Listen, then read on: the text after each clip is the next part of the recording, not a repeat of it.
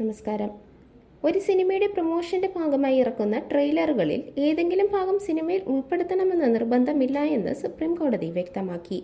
ഉപഭോക്തൃ സംരക്ഷണ നിയമം അനുസരിച്ച് കുറ്റമല്ല എന്നാണ് സുപ്രീം കോടതിയുടെ അഭിപ്രായം. ഇത്തരം കാര്യത്തിൽ സിനിമ അണിയറക്കാരുടെ സേവനത്തിലെ പോരായ്മയായി കണക്കാക്കാനാവില്ല എന്നും സുപ്രീം കോടതി വ്യക്തമാക്കി.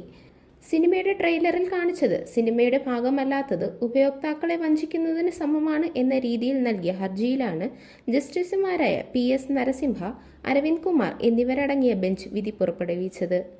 ഒരു സിനിമയുടെ ട്രെയിലർ ഒരു വാഗ്ദാനമോ നിയമപ്രകാരം നടപ്പാക്കാവുന്ന കരാറോ അല്ല എന്ന് സുപ്രീം കോടതി വിധി പ്രസ്താവിച്ചു. പ്രൊമോയിലെ ഉള്ളടക്കങ്ങൾ യഥാർത്ഥ സിനിമയിൽ ഇല്ലായെങ്കിൽ അതൊരു നിർമ്മാതാവിന്റെ സേവനത്തിന്റെ പോരായ്മയായി കണക്കിലെടുക്കാനാവില്ല എന്നാണ് കോടതി വിധിയിൽ വ്യക്തമാക്കിയത്. ഒരു പാട്ട്, സംഭാഷണം അല്ലെങ്കിൽ ഒരു പ്രൊമോഷൻ ട്രെയിലറിലെ ഒരു ചെറിയ ദൃശ്യം പരസ്യങ്ങളുടെ വിവിധ തരത്തിലുള്ള ഉപയോഗം പോലെ കാണേണ്ടതാണ്.